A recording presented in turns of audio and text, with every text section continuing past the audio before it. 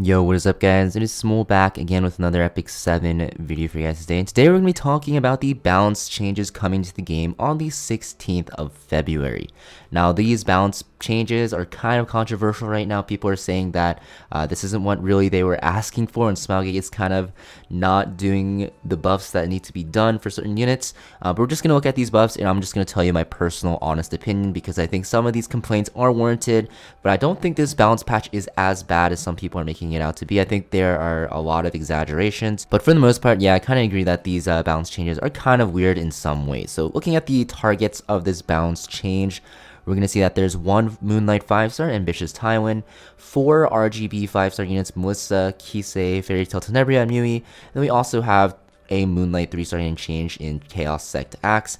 We also have 2 5-star artifacts, Guide to a Decision and Wall of Order. Guide to a Decision being the Guild Wars artifact that you can get, and Wall of Order being Landy's limited artifact. So looking at the first unit getting changed, we look at Ambitious Tywin. They are adding an effect to his S1 where if he is enraged, he will ignore effect resist. And this enrage is going to come from his S2 passive Battle Command. You're going to see that it is being changed that when an ally is debuffed after Ambitious Tywin is attacked here, what will happen is he will enrage for 1 turn.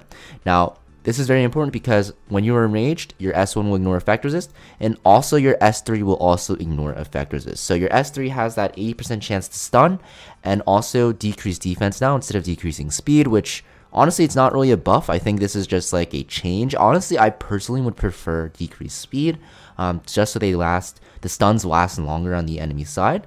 But, you know, I guess Smilegate thinks this is a buff because they're making it green text, which signifies a buff. You're also going to see that when the caster is enraged, she'll ignore effect resist. But it's kind of weird because usually when you see skills that have ignore effect resist, they're at 100%. But this is still 80%. I think they need to change this to 100% and he'll be a lot better. He might even be like kind of OP. But because there's still RNG built in here with that 80% chance, it's hard to make like a lot of use of him because he's very inconsistent. But I think they're very scared of over buffing Ambitious Tywin because, guys, come on, when Ambitious Tywin was strong like a year and a half ago, 2 years ago, he was unstoppable and so toxic to play against. So I think Smilegate did this for a reason. I think after these buffs, if Ambitious Tywin, you know, doesn't do very well, they'll probably buff him again and maybe change some of the percentages on his debuffs, especially his stun on his S3. That's it for the Moonlight 5-stars being changed with this patch. Now let's look at the Covenant RGB 5-star units. So leading off, we have Melissa. So Melissa's S2 is being changed. They're making it so that the damage will now increase proportional to Melissa's lost HP. This is kind of weird because of the fact that Melissa's problem isn't really damage. She does a lot of damage. They just need to make it so that her survivability is a lot better, because once her immortality and immunity are stripped, which happens very, very easily because there's a lot of dispels in the current meta, even on defense teams, right, it's hard to bring her into Guild Wars offense because every Guild Wars defense team has a way to actually stop her from getting this buff up. She becomes a lot weaker, right, because she can't actually get another turn off. They're also making it so that her S3 curse damage is going up, and also going to acquire more souls. The souls doesn't really matter at all, guys, but the damage is interesting. The curse damage is going up. I don't really think this is a big deal either. I think they need to give her S3 like a splash damage like right away. Curse can also be cleansed, and the damage on it is already pretty pitiful. Or not pitiful, but the damage is like, the damage increase is pitiful is what I'm saying. It's because of the fact that the way Curse works is that you're basically splashing damage, and usually it does enough damage already. Like I said, her problem isn't damage, guys. It's definitely her survivability. Now looking at Kisei, guys, so this buff I didn't really understand at all. So the first thing getting buffed is her S2. They're increasing the damage. The damage on her S2 is very, very high already, so I don't really think this needs a damage buff. Her problem is not damage. It's very similar to Melissa. Her problem is not damage. Her S3, her barrier strength is getting increased. This is pretty decent because of the fact that it's hard to hit her out of stealth now. The only thing is, Kisei, she can't really speed contest right now because of the fact that her base speed isn't the highest in the game, and she also needs to build damage, very different from like Assassin Sid. I think the best way to buff her actually is going to be to actually make her scale with speed so you can give up a lot of attack, but Smilegate thinks that this is the best way to buff her. I think they just need to make it so that her damage will scale with speed, and then you can kind of drop her attack and crit damage more and put more into speed investment and have her actually be able to speed contest. Now we have the limited Tale Tenebria getting buff. I think this buff is probably going to be the biggest buff out of all the buffs we see today. You're going to see that her S1, instead of having a random chance to inflict 2 poison effects at a very low chance, she'll actually have a 75% chance to inflict redirected provoke, which will activate her S2, which is very, very good, and it's just very annoying in general. You're also going to see her S2 will do more damage now. Instead of applying unhealable, it'll put decreased speed, which is a much better debuff, especially in the current metagame. I think Tale Tenebria will still suffer from the same problems where her base speed isn't that high, but if you bring her into slow teams, she'll still be very, very powerful, and she's still a very good last pick in World Arena. So I think this is a pretty good change, and will definitely make her see a little bit more use. Next, we have Mui, another opener. They're kind of reworking her here. So first off is her S1, instead of having that random chance to land, or not a random chance, but a chance to land random debuff, it is actually going to be that she'll actually land target. Nothing too crazy. I think this is kind of a change, not really a buff. You're also going to see her S2s being changed, where it is going to actually do less damage, and it's in green text, so I guess they think this is a buff. It's kind of confusing because usually green text indicates buff, right? Like green light, red light, but okay. You're also going to see the soul burn is being changed so that you can actually reduce the skill cooldowns by using her S2.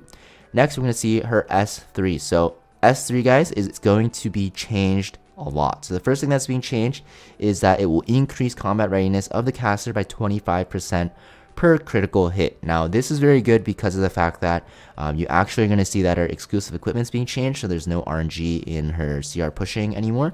And you're also going to see that her imprint is being changed down here from dual attack chance, which is pretty useless in PvP, to be honest, to effectiveness. So this will make her a little bit more easier to build if you want to build her on a more high effectiveness build. So like I said, her exclusive equipment's being changed. Instead of having a random chance to actually get an extra turn after using your S3, you'll have a 100% chance as long as you build it on 100% crit. Just keep in mind, if you actually bring her against fire units or dodge units, you actually have a chance to miss, which will make it so that you won't crit them because misses can't crit. So you have to be careful about that. But still a good change in my opinion. It'll make her a lot more consistent. You're also going to see that her new exclusive equipment will give enhanced dual attack to the ally with the highest attack after using Grand Finale. So what you can actually do is S3 and then S1 after and proc the dual attack, which is pretty cool. Or you have the choice of S2ing, which will have a chance to stun. So I think this unit, I think she'll be a very decent unit. I don't think she'll be like super broken or anything because her base speed's still pretty low at like 115. But definitely more usable now because of the fact that she's more consistent, and that enhanced dual attack is pretty interesting. So yeah, Moonlight 3-star, we have Chaos Sect Ax. Honestly, I would go through all these changes, but I'm gonna be honest, I think this change is super useless. So basically what they're doing is they're adding like provokes to his kit, right? They're gonna add provokes to his S2, and then also make it so that, you know, he's going to scale with HP now. So you're going to see that his damage on his S1 will scale with his max HP, but you're going to see in the text here, in the fine print, if I may say, you're going to say that to adjust whatever the scaling of increased damage based on maximum health will be increased, providing him more survivability, which will also make him harder to build, by the way, because now you need HP.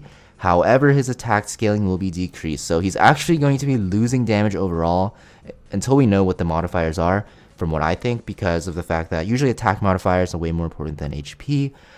But, you know, maybe this will be a good buff. If anything, he'll see like probably a very small damage increase, and he needs way more than that. So I don't think these buffs are really meaningful. So now looking at the artifact changes. So the first thing is guide to a decision, sorry. What is being changed is that the barrier will increase from 10 to 20 to 15 to 30, so 10% increase at max rank. This doesn't really matter too much because of the fact that you know, I don't really think that this will change too much because of the fact that this is mostly going to ever be used on like Holiday Euphine and other counter openers, and right now you just want to go first anyway, so this artifact will not really see that much play. Maybe there are some certain niche units that can use this, but to my understanding, this artifact just isn't really good right now. So I think even if you buff the barrier effect, it doesn't really do much because the barrier being too small wasn't really the reason why you use this. It'll definitely make Holiday Euphine better as the primary user of this artifact, because Holiday Euphine has built-in evasion now, so that, you know, the barrier will last a lot longer than just that extra 10%. But I think this is just going to be the same. Next, Wall of Order, guys. Interesting rework. What is being changed is that at the start of your turn, for every buff granted to an enemy, you still have that chance to get that greater attack buff at a higher chance. But now at the end of your turn, you'll grant yourself a barrier equivalent to your caster's attacks. So this will make them a lot more tankier. Instead of increasing your CR, you'll actually get a barrier, which I think is a good change, but I don't think this is going to be worth it. Like I said, this is a ranger artifact, and there are a lot of good ranger artifacts out there. I think this artifact definitely better now, but we'll probably still struggle to see some play. So overall, I think these buffs are interesting. I don't think a lot of them are very decent. I think this won't really change anything in the current meta. I think I'm very excited to see how Ambitious Tywin shakes up the meta, and also Mui, but besides that, and even Tale Tenebria, I guess, but I think these changes are so minimal that they won't really change too much. That being said, let me know how you guys feel about these changes down below, and I'll see you guys next time. Peace.